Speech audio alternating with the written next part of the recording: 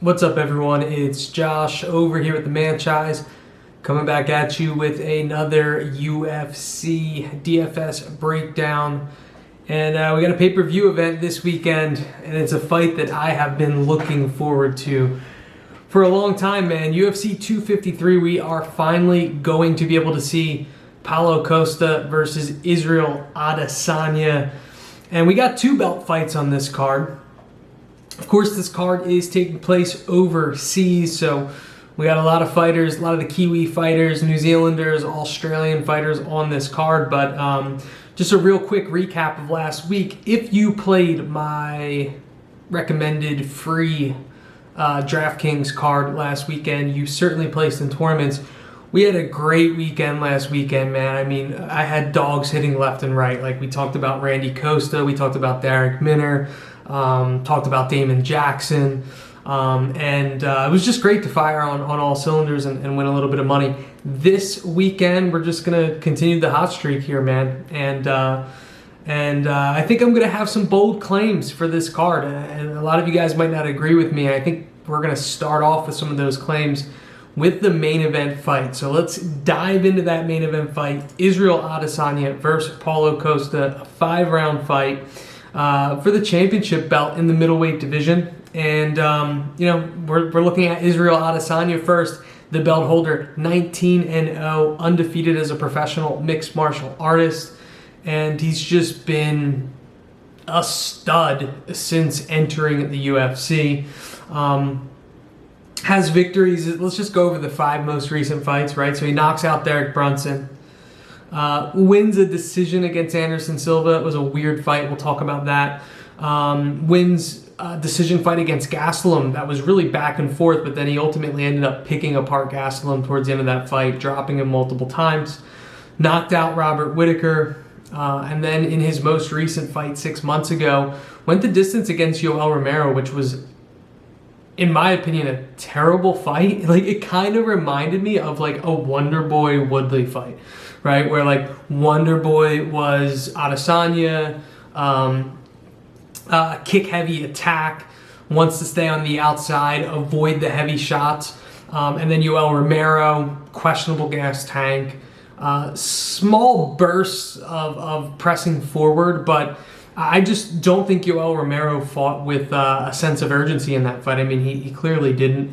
And Adesanya got the victory, which I'm cool with because I don't think Romero did enough to take the belt off of Adesanya.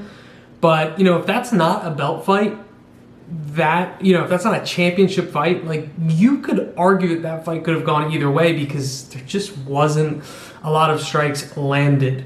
Adesanya, man, the thing with him is 6'4", 80-inch reach, amazing kickboxing background, probably one of the most technical strikers in all of mixed martial arts, and that goes beyond just the UFC. In fact, when the UFC had first signed him, I was all on the Adesanya train. I was like, this is a guy that, he might be the next coming of John Jones. Like, this is a guy that people are certainly going to struggle with. So he's going up against Paulo Costa. This is another guy that very early on, I rode the coattails, man, because it only took one fight in the octagon for me to realize, like, this guy is going to be trouble for any opponent that ends up in the octagon. So Paulo Costa, another undefeated fighter, 13-0. Let's go over his 5 most recent fights. Knockout over Gareth McClellan, knockout over Olawale Bambagos, knockout over Johnny Hendricks, which I won a ton of money on, knockout against Uriah Hall, and then, common opponent in his most recent fight, which is, it's now been a year. Paulo Costa went the distance against Yoel Romero, won that fight. And in all honesty, I think Yoel Romero did more damage to Costa than Costa did to Romero. But again, with Yoel Romero, lack of output, doesn't have a sense of urgency. And I think Costa just won on points, and he took some big shots. And Yoel Romero ate some big shots as well. Paulo Costa's definitely the the most heavy-handed middleweight, right, in the UFC. If he lands a shot on the chin, it's good night. Outside of Yoel Romero, because he somehow was able to survive. We all know that Yoel Romero is like some genetic freak. The odds, I'm actually a little bit surprised that Adesanya at this point is minus 170. And the reason why I'm surprised is because I thought that number would be much larger. You know, when I do research for these fights, I also, there's certain individuals that I like to get some of their input as well to see what their thoughts are. I mean, if you go on tapology.com, the public can choose a winner. And it seems like most of the public is all over Adesanya. A lot of the MMA analysts that I really put some stock in their analysis, they're all over Israel Adesanya. I think I'm the contrarian here, man, because I've been saying it now for probably 2 years that Paulo Costa would be a champion. And and since Adesanya has become the champion in the middleweight division, I've always thought that Costa would be able to finish him. Now, I want to point out a couple fights because there are some red flags, I think, for both fighters when breaking down this fight. We'll start with Paulo Costa. So 2 years ago, he fought Uriah Hall. Now, he won that fight, got a finish, knocked out Uriah Hall. Now, Uriah Hall has a similar fighting style to Israel Adesanya. Really good striking techniques, kick heavy, similar build, not as long as Adesanya, but definitely long for a middleweight. And if you go back and watch that fight, Costa struggled early on with Uriah Hall. One of the things that Uriah Hall was really relying on were those teeps. He even had a couple it's like a horse kick, right? So it's like a spinning back kick technique, which, you just basically are throwing a kick into your opponent's gut. It doesn't feel good. You're not going to finish somebody that way, but what that allows you to do is control the distance. It doesn't enable your opponent to get in close, which is what Costa's always looking to do. He's such an aggressive fighter. He wants to get on the inside, land some big shots, because most of his opponents can't eat those big shots. So that does worry me a little bit, because Adesanya is no doubt a better striker than Uriah Hall, and probably has a better gauge of controlling distance than Uriah Hall. And we could see a similar thing happen in those early rounds. I don't know if Yoel Romero landing giant overhand rights couldn't get Paulo Costa out of the octagon. I don't know if there's anything that Adesanya that could throw outside of a head kick that could get Costa out of the cage. And my concern in this fight is, even if Adesanya has success early on in this fight, if Costa is able to figure out how to get on the inside, I don't know if I trust Adesanya's chin. I mean, we haven't seen him knocked out in the UFC. But again, man, you cannot eat those power shots from Paulo Costa. It's just crazy. So the other fight that I want to talk about when breaking down this fight was the fight against Kelvin Gastelum. Kelvin Gastelum was actually able to mix it up and strike back and forth with Israel Adesanya. Kelvin Gastelum is such a small middleweight. He had a huge reach disadvantage, huge size disadvantage. And him and Adesanya went back and forth. And eventually Adesanya came out on top, but Gastelum was able to land some strikes. There is no way that Israel Adesanya wants that type of fight with Paulo Costa. Because if he engages in that type of fight, he will lose. He's, and nothing against, because Kelvin Gastelum's a good boxer, but he doesn't have anywhere near the power that Paulo Costa has. So I actually am going to side with the underdog here, Paulo Costa. I like him at plus 150. Here's the thing, man. 5 rounds, 25 minutes in the octagon. All it takes is one punch, right? I don't think Paulo Costa has to fight the perfect fight to beat Israel Adesanya. I think Israel Adesanya has to fight the perfect fight to beat Paulo Costa. He has to avoid those shots for 25 minutes, or he has to land a perfectly placed head kick to get Costa out. And, to the people that are arguing, oh, we haven't seen Adesanya finished in the octagon, we haven't seen Costa finished either. And they've had similar opponents, right? They've both fought heavy hitters in Yoel Romero. So, like I said, I really like Costa in this one. Let's get into the DraftKings side of things. DFS. As you can imagine, I really like Paulo Costa in this fight. He's priced down at 7,700, which is absolutely ridiculous. Just listen to these fantasy point scores: 111, 92, 105, 118, 99. Generally you're paying $9K, at least $9K for a fighter like that. But because he's the underdog, he's priced down at 7,700. He is my favorite underdog to target in DFS this weekend. And I'm going to have tons of Paulo Costa shares. He knocks out Adesanya or even just gets the victory against Adesanya, he's in the optimal lineup. So I want a ton of exposure to him.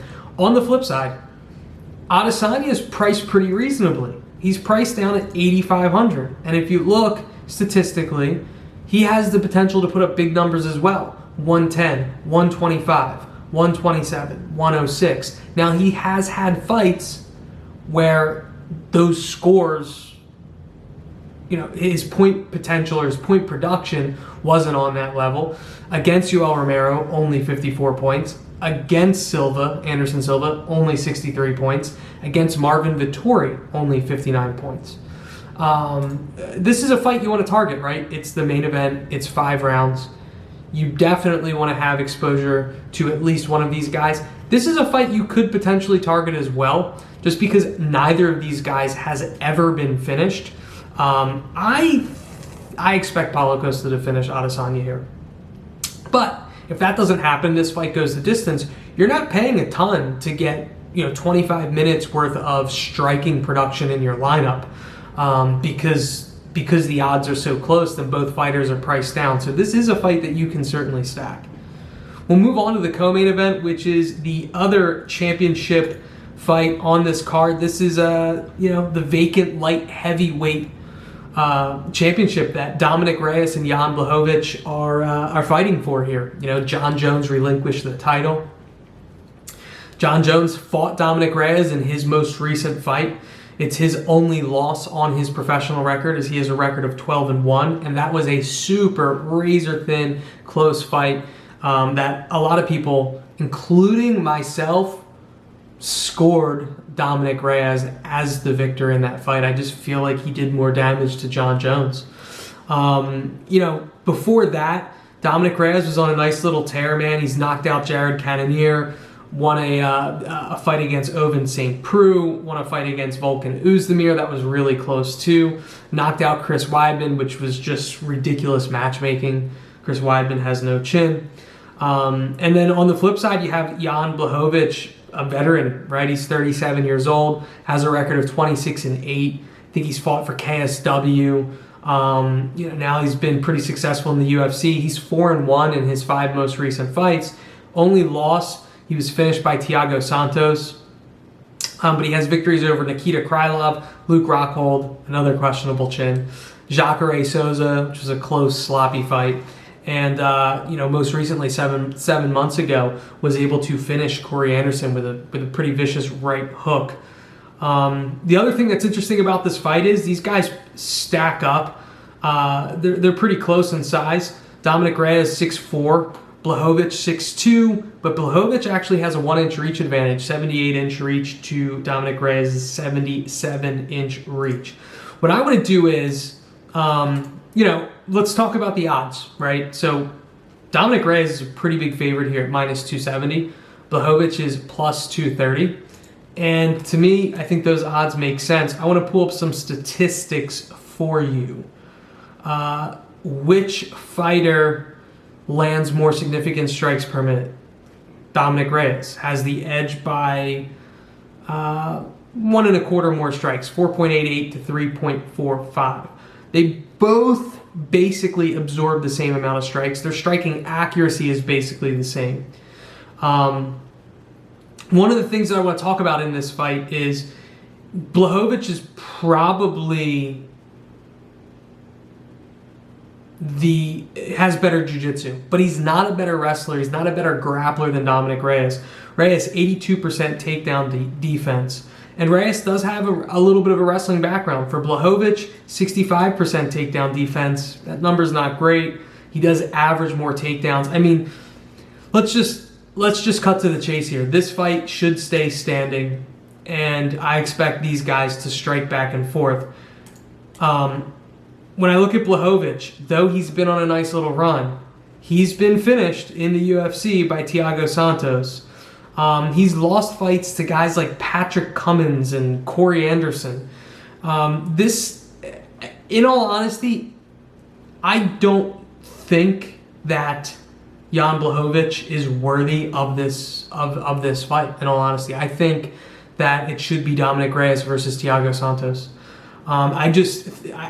To me, I think Reyes has advantages across the board. He's the younger fighter. He's more athletic. I think he's a better striker. I think he's a better grappler. I think he controls his distance better in the ring because he is 6'4" and is a longer fighter. To me, this just goes down to whether or not he can finish Blachowicz. We've seen Blachowicz finish before. I think it's a possibility. I don't know if I necessarily expect it. So I like Dominic Reyes in this fight. We get over to DraftKings. Dominic Reyes is a guy that I want to target because, again, it's a 5-round fight, man. It's a 5-round fight. You want to have exposure to these 5-round fights. And Reyes has been a stud when it comes to fantasy. I mean, really, crossing that 100-point threshold in just about all of his fights except for the John Jones, Uzdemir, and St. Preux fights. I'm going to have a ton of Dominic Reyes. Another reason for that is because I don't love all the 9K options on this card, and we'll talk about that as we break down these fights. For Blachowicz, he's not a bad play at 7,200, right? I mean, he's a contrarian play. If you play in tournaments, he's a great GPP play because we've seen that he has finishing ability. He's knocked out Corey Anderson in his most recent fight. He's knocked out Rockhold. He's been able to even submit some guys in the octagon. So Blachowicz, priced all the way down at 7,200, is a guy that you definitely want to have some exposure to. And again, this is another fight that it's a sneaky fight that you could potentially stack. I don't think it's a bad idea, especially if you're playing in cash. So I'll have exposure to the main event on both sides, the co-main event on both sides. Let's move on to the next fight on this card, which is a fight taking place in the flyweight division between Kai Kara-France and Brandon Royval. Kai Kara-France, 21-8. He is 4-1 in his most 5 recent UFC fights.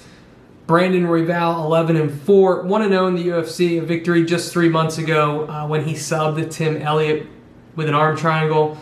A couple things that I want to point out in this fight. The first is Kai Kara-France. We know he's got training with City Kickboxing, really good Muay Thai. Definitely should have the striking edge in this fight, but he is going to be at a size disadvantage. He's 5 inches shorter. He's about 4 to 5 inches shorter in reach as well. Brandon Royval, really good jiu-jitsu skills. If you look at his resume, and I'm just going down the list here, arm triangle against Tim Elliott, arm bar against Nate Williams, arm bar against Joey Sanchez, triangle choke against Demetrius Wilson, arm bar against Rakan Adawan, triangle choke against Angel Torres. So we know what Brandon Royval is about. And for the 125-pound division, 5'9", 70.5-inch reach, man, he's got good size. He is a tough out here. One of the things that I looked at in this fight was Kai Kara France. He is an athletic fighter. He's a guy and he's very quick. He'll sprawl. And I had a feeling that he had good takedown defense because I've watched a bunch of him. And a lot of the city kickboxing guys do, right? Like everyone said, oh, just get Adesanya down to the mat and you'll have an advantage. I've never really seen it. When I looked at the stats, Kai Kara France is 90% takedown defense. That number's incredible, man. That coupled with he's the better striker, that coupled with he's got way more UFC experience, it's hard for me to not lean Kai Kara France in this fight. Now, do I like him at minus 240? No. But if I had to bet one way or the other, I would lean with Kai Kara France. This is another fight that I think goes the distance. Unless Brandon Royval is able to get him to the mat, and you know, we've seen that Royval is just a stud there and could submit people. When it comes to DraftKings, I just don't love Kai Kara France here. He's just priced up too high at 8,900. Now, he is a high output fighter, so, you know, though he doesn't have any finishes in the UFC, 103 points, 69, 91, 41, 69, you know, he can put up anywhere from 90 to 100 points if he lands enough significant strikes.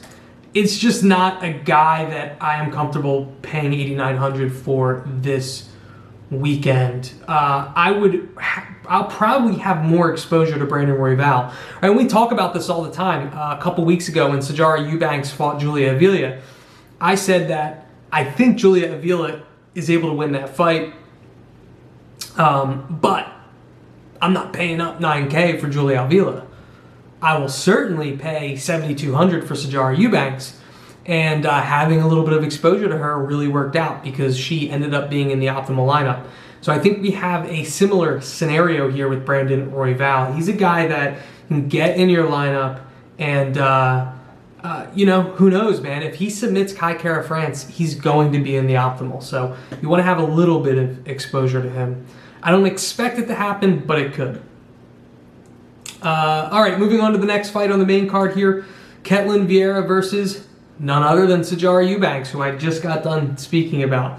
So Ketlen Vieira, 10-1, at one point was the number 2 ranked bantamweight, I believe, in the UFC, taking on Sijara Eubanks, 6-4. But Sijara Eubanks has looked incredible over her past 2 fights. Victories over Sarah Morris, and then just 2 weeks ago, she beat Julia Avila. They went the distance, but she fought really well.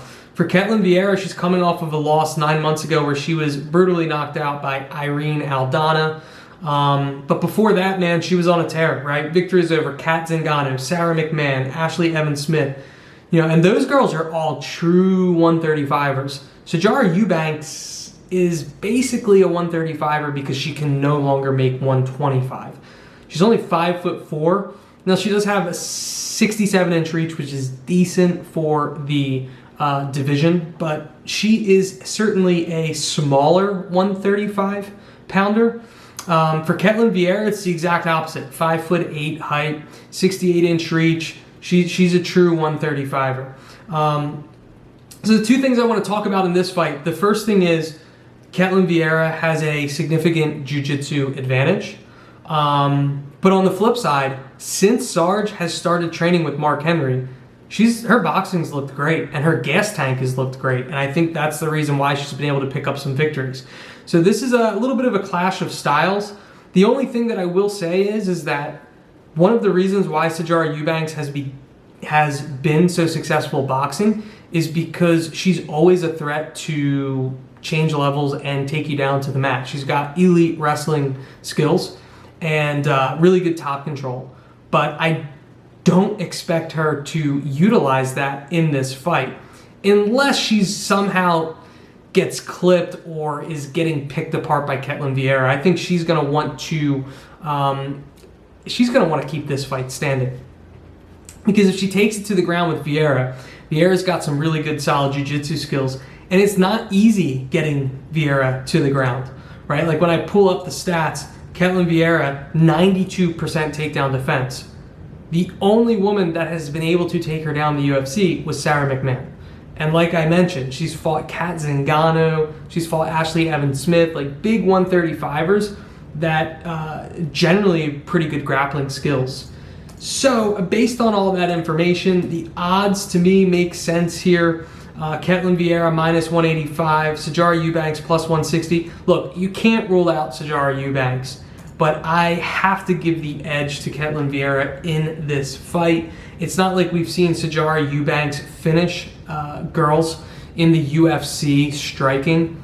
And the thing that I keep going back to is the Aspen Ladd fight for Sijara Eubanks, where, you know, and Aspen Ladd, similar build to Ketlin Vieira.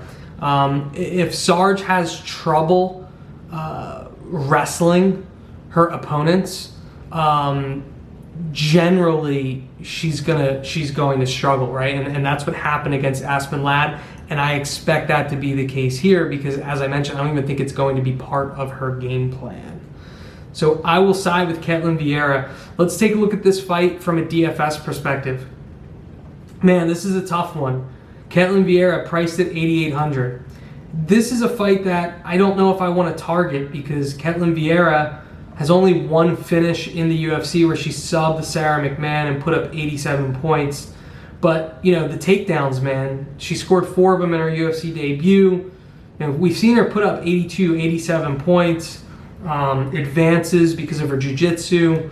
She's a sneaky pivot play this weekend, man. Last weekend, what did I tell you guys about Mayra Bueno Silva? The ultimate pivot play. I said she is going to armbar Romero Barella. That's exactly what happened. And the lineups that I had with Bueno Silva in them did really well.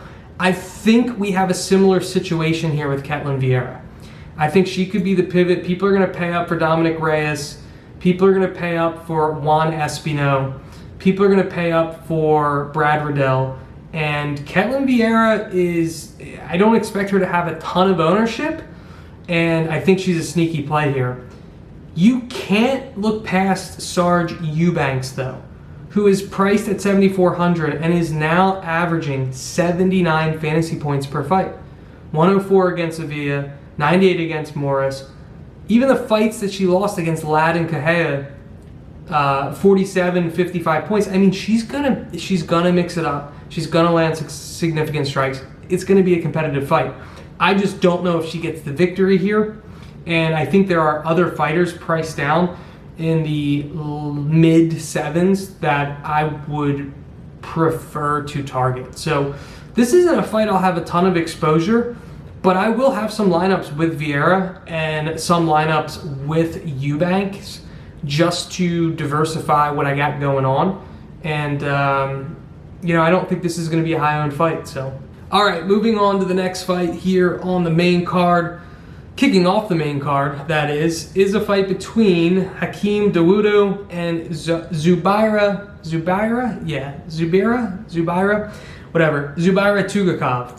So this fight's taking place in the featherweight division, which of course is 145 pounds.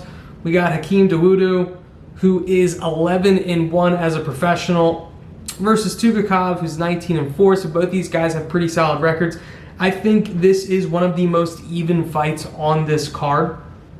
And it'll be interesting to see how this one goes down. This is one that I'm really looking forward to, right? Dawodu came into the UFC, kind of a big-time prospect, especially, you know, you have all the Canadian fan base behind him. Really, really nice striking skills. And had a little slip up there where he was subbed by Danny Henry, guillotine choked. But since then, 4-0, man. He's got victories over Austin Arnett, Kyle Bochniak, Yoshinori Ori, and Julio Arce. But a lot of those fights have been close fights, right? So the only finish that he's had was against Yoshinori Hori, and where he head kicked him. And outside of that, like, split decision victory over Julio Arce, split decision victory over Kyle Bochniak, unanimous decision victory over Austin Arnett. So though he's got really good striking skills, haven't seen a ton of finishing potential from him. For Zubaira Tugakov, most recently fought 7 months ago against Kevin Aguilar, was able to knock him out, made that look pretty easy. The fight before that, split decision, or I think it actually was a draw. Yeah, it was a draw to Lerone Murphy, who Lerone Murphy in his most recent fight looked really impressive. Had a split decision loss to Renato Moicano, which was a tough one. And Moicano's been really up and down in the UFC. The thing with Tugachev is he just hasn't been very active in his UFC career. Like, this is a guy that you forget.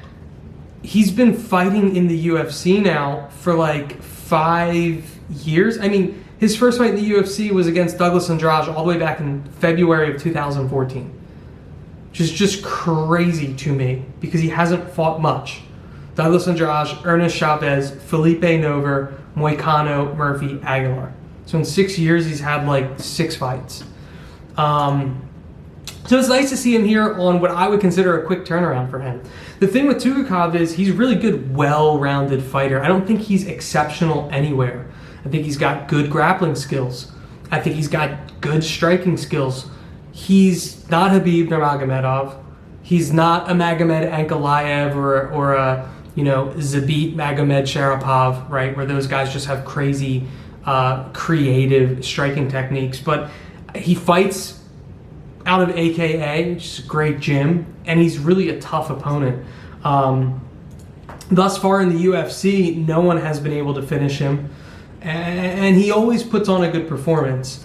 For me, I slightly lean Tugachev in this fight because I just think he has more tools at his disposal. I think that he can compete striking with Dawodu. I don't think he's as good of a striker, but he can make it a competitive striking match.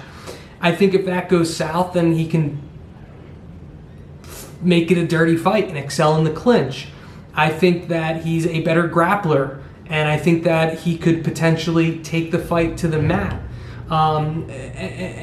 This is a pick'em fight, man. I'm looking at the odds right now. Dawodu is plus 115. Tugachev is minus 135. I like Tugachev here, man. I really do. When it comes to some of the stats, it's just I want to point out something here. Tugachev, 56% takedown accuracy, 100% takedown defense, right? Like, great grappling. For Hakeem Dawodu, 85% takedown defense. He's never shot for a takedown. So decent takedown defense, though I don't know. I mean, Arnett has some decent grappling, but he hasn't really fought anyone with the grappling credentials that Tugachev has. Now, Dawodu will have a little bit of a reach advantage as well. I don't want to neglect to mention that. But, I'm leaning Tugachev here. When it comes to DraftKings, man, this is your 8,200, 8,000 fight, right? And this is a fight that it's tricky to me, man. This is such a tricky card for me. It's hard for me to put together lineups this weekend and then not include one of these guys. Even though I don't even love this fight because neither of these guys have high finishing rates. But you kind of know what you're getting from both of them. This to me feels like a safe fight where the winner's probably going to put up 70 points and the loser could still potentially put up 30 to 40 points. I don't think it's something that's going to kill you. I don't know if it will be in the optimal, but it's hard for me to get away from it. I got to admit it. So I'm going to have exposure to both fighters. Definitely lean Tugachev though. And the reason for that is just the grappling advantage, man. Like, this is a guy that, we've seen it before. He could secure 5-6 takedowns, and those count for a lot of points in DFS. So I will lean Tugachev, but I will certainly have a couple lineups with Dawodu.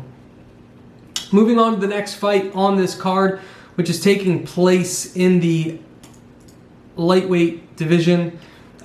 This is a fight between Brad Riddell and Alex Da Silva.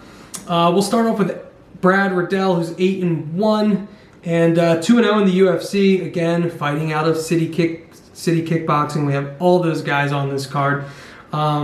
He's got 2 victories. They both went the distance. One against Jamie Malarkey, the other against Magomed Mustafayev, which was a pretty close fight.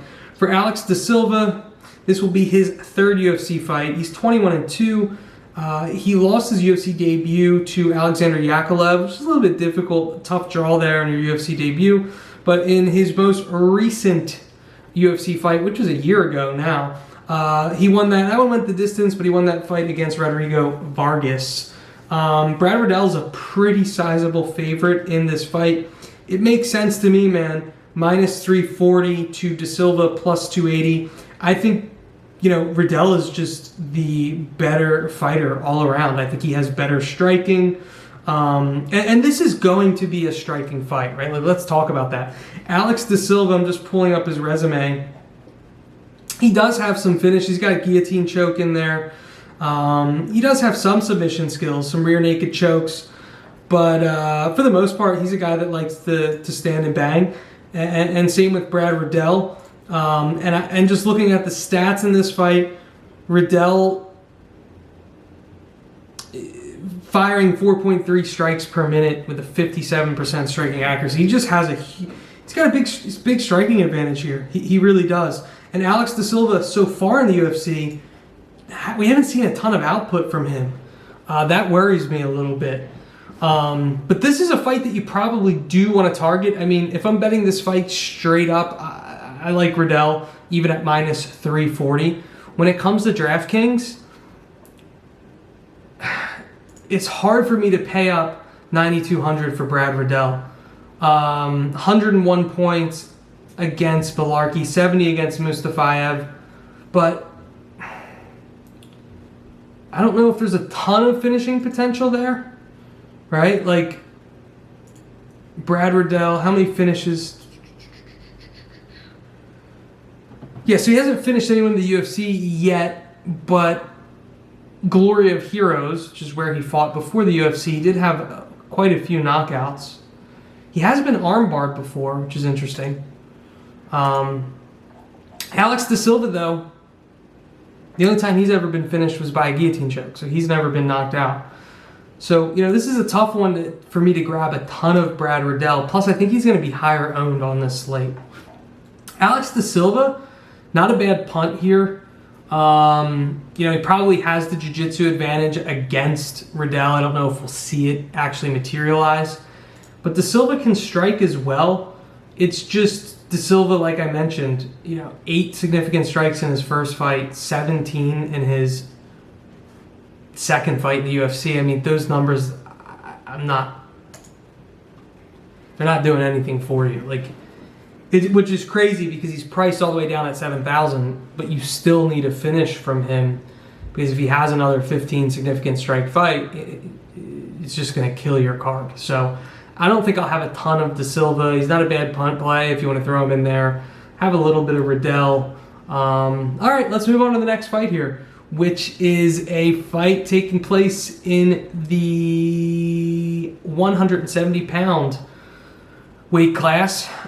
Jake Matthews, the Celtic Kid, going up against the wily veteran Diego Sanchez. Start off with Diego Sanchez, 30-12, UFC veteran, been around since the beginning, Ultimate Fighter days. Guy you have to have a ton of respect for, even though he might seem like he's off his rocker at this point. Still going strong at 38 years old. He's almost 39 now. He is 3-2 in his most 5 recent fights. One of those victories, though, he was awarded because he was kneed illegally, and that's what happened in his most recent fight 7 months ago against Michel Pereira. Also lost a fight before that a year ago to Michael Chiesa. Mix in a couple victories there against Craig White and Mickey Gall. Not very impressive. Was also knocked out 2 years ago. Actually, it's been close to 3 years by Matt Brown. On the flip side, Jake Matthews, 4-1 in his 5 most recent UFC fights, but I got to be honest, the competition hasn't been great, right? His most impressive victory took place 2.5 years ago against Jingliang Li, the Leech.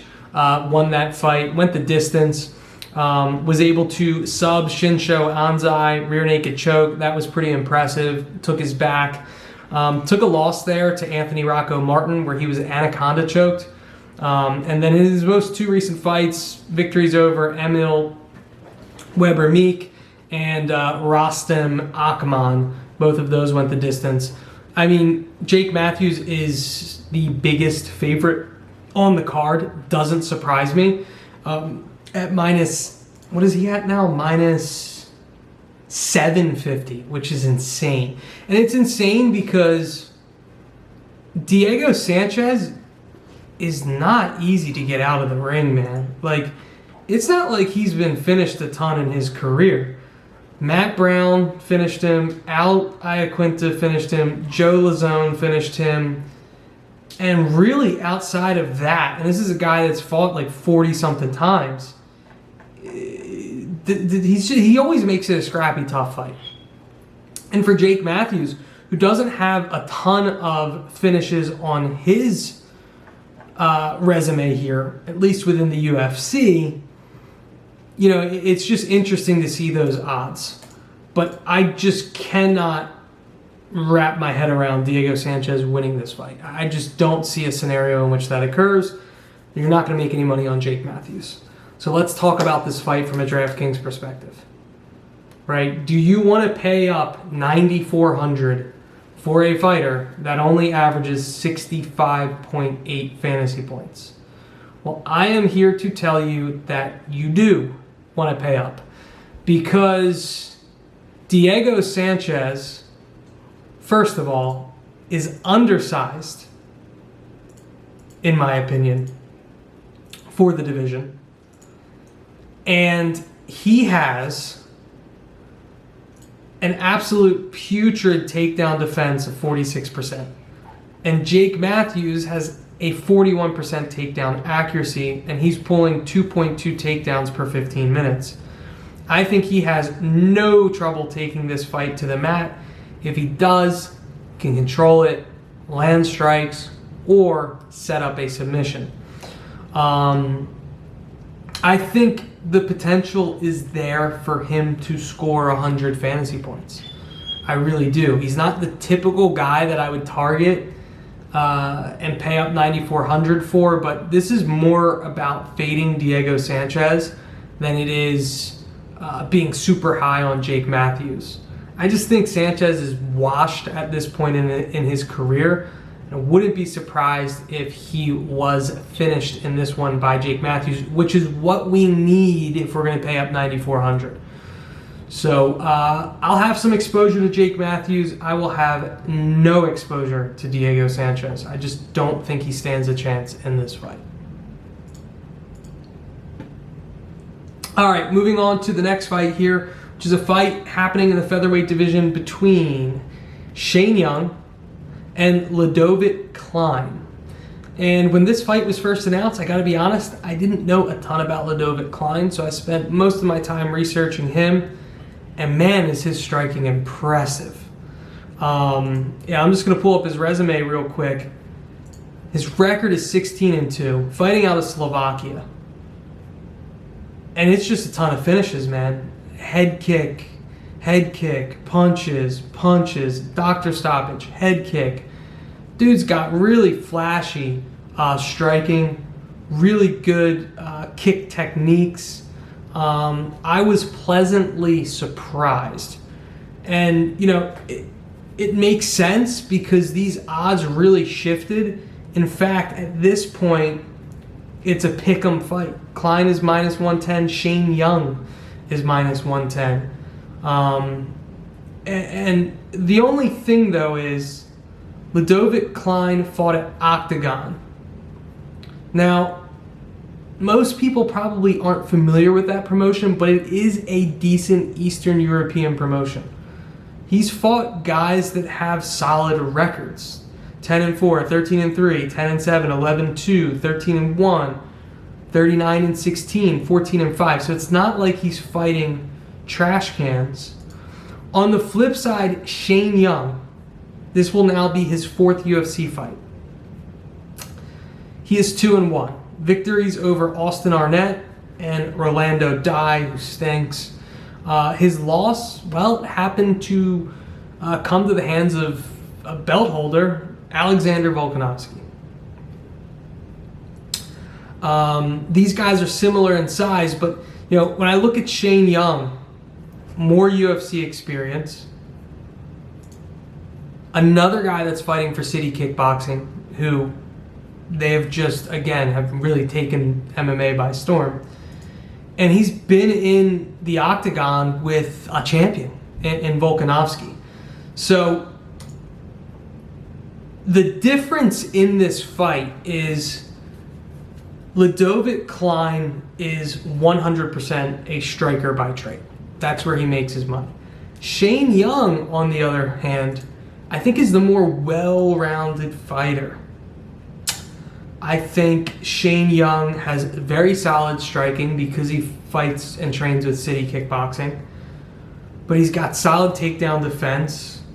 And if he needs to, take a fight to that clinch range, he certainly can. If he wants to mix it up with some wrestling, I mean, that's not his bread and butter, but I think he's more well-versed than Ludovic Klein in that area based on the fights that I was able to watch on my research on Klein. This is a fight that you probably want to target in DraftKings. Before we get to that, let's talk about whether or not this is a fight I would be betting. It's a pick'em fight. I'm going to tell you to stay away from this one. I need to see Klein in the octagon here before I could tell you to bet one way or the other. It wouldn't surprise me if Shane Young outclasses him. Wouldn't surprise me if Klein lands a nasty head kick and finishes him. Tell you this, though, if Klein lands a head kick and finishes Shane Young, man, his stature in the UFC skyrockets. He'll be a top prospect. When it comes to DraftKings, this is a fight I want exposure to because this is a fight that, two strikers that are going to go back and forth, and I expect some significant strikes to be put up here. Plus, they're similar in price points. Klein is 8,300. Young is 7,900. Young's averaging 82 points per fight in the UFC. He's landed over 100 significant strikes in his two most recent fights. I love Shane Young at 7,900. Absolutely love him. I like Klein at 8,300 as well. But I just think there's other fighters in that price point that may make more sense, like Adesanya at 8,500. Tugakov at 8,200 is a guy that you could, if you like DeWudo this card, then he's a guy at 8,000 that you can fit in there. But if you're looking for sub 8K options, Shane Young is one of the best on this card. So I really like him at 7,900. I will have my exposure to Shane Young. I'll have a little bit of Klein sprinkled in there as well. If he lands a head kick early, man, he's going to end up in the optimal. So, we'll see how much UFC exposure, octagon experience plays in this one. And generally it does. Generally it does have an impact. So we'll move on to the next fight here, which is a fight that's taking place in the light heavyweight division between William Knight and Alexa Kamer. Kamer 6-0, William Knight 8-1. We've seen Kamer in the octagon once. He fought Justin Ledet. Really wild striking. But he's a guy that has been able to finish just about everyone. Now, he didn't finish Justin Ledet, but he did enough to get the victory in that fight 8 months ago. For William Knight, 8-1, 100% finish rate. This is the number one fight out of the main and co-main event that you need to be targeting in DraftKings, by the way. And we'll talk more about that. The odds in this one, though, happen to be pretty close, right? Both these guys are Contender Series veterans that had some nasty finishes on the Contender Series. When I look at the odds, William Knight is plus 150, Alexa Kamer is minus 170. Now, I watched that Kamer versus Ledet fight. Kamer has a suspect gas tank. William Knight, though, I've watched his fights. He's got a suspect gas tank. Kamer's striking, he's heavy-handed, but I don't know, man. It just doesn't look crisp to me. It doesn't look like crisp striking.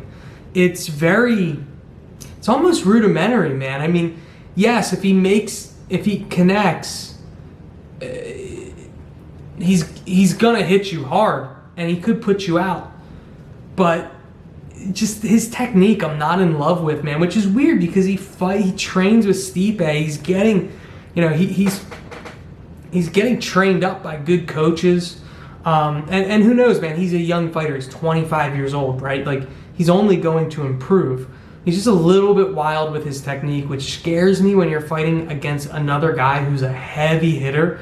Like, if you go in there and you're striking wild and you're taking one to give one, William Knight is not the guy that you want to have that approach with, because there's only so many shots you can take from William Knight, and he's going to put you out. Now, William Knight was finished before. CFFC was finished by Tafon and Chukwi. I think it was another guy that actually fought on the Contender Series.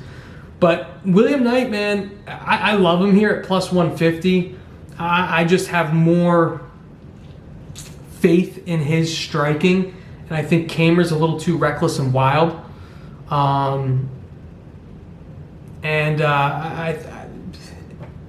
First round finish. Go with the unders in this one. If this somehow gets out of the first round, I'd be surprised. When it comes to DraftKings, William Knight is my favorite dog on the slate here. Outside of Paulo Costa. Paulo Costa #1, William Knight #2, priced down at 7,600. I think he's going to be. This is a fight you're going to target, so this fight's going to be high owned on both sides. I expect William Knight to be pretty chalky as an underdog, but I think he's a guy that you have to have in there, because if he gets a first round finish, you're getting 90 to 100 points from a guy at 7,600. You could sprinkle some Kamer in your lineups as well at 8,600, just because he has the ability to put people out as well. But again, would I rather pay 8,500 for Adesanya or 8,600 for Kamer? It's easy. It's 8,500 for Adesanya all day. I'll have some lineups with some Kamer exposure, but not nearly as much exposure as I will have to William Knight. Move on to the next fight here on the card, which is a fight that's taking place in the heavyweight division. Jeff Hughes versus Juan Espino. We'll start off with Juan Espino. This is a guy that I believe won the Ultimate Fighter, man. He beat Maurice Green, was able to sub him with a rear naked choke. 9-1. El Guapo is an older fighter, though. That's the crazy thing. He's 39 years old. We haven't seen him fight in basically 2 years, when he arm locked Justin Frazier. He's going up against Jeff Hughes, who has been pretty awful in the UFC so far. And this is a guy that people were high on, fighting out of LFA, getting a knockout victory on the Contender Series, but he's 0-2-1 in the UFC thus far, and he hasn't fought like the toughest competition, right? Like, he lost a split decision fight to Maurice Green. He lost to Rafael Pessoa. And then you had a no contest thrown in there against Todd Duffy with an accidental eye poke.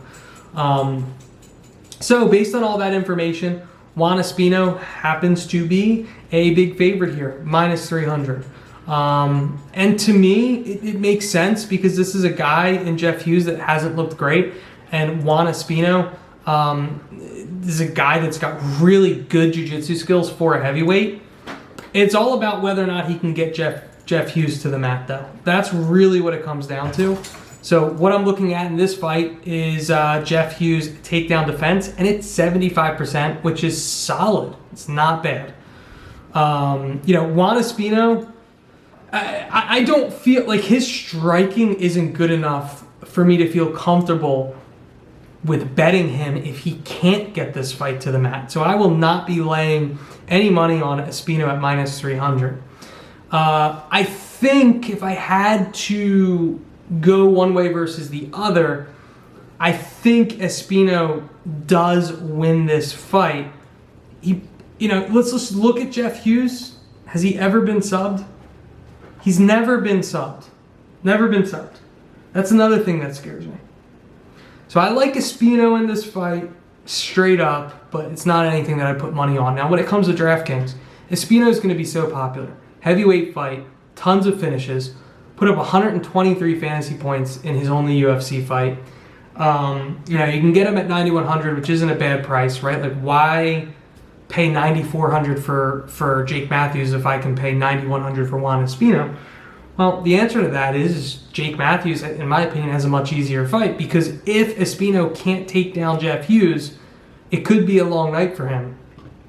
And if you look, Espino has been finished. Now, it was a long time ago.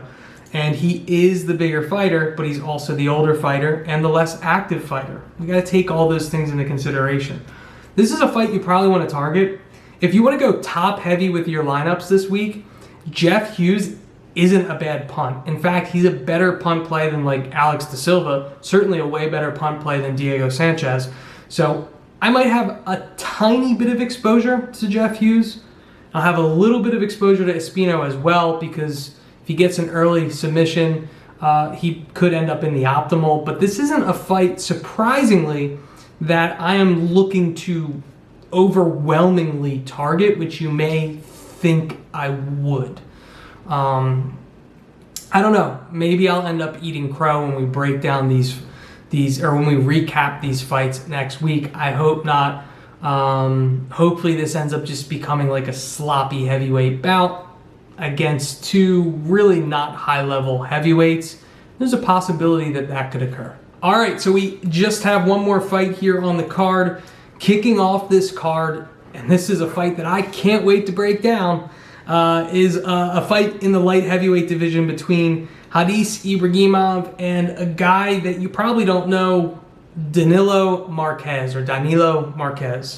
Man, difficult for me to try to get some footage on Danilo Marques, but I was able to uncover some things. I mean, the guy is 9-2.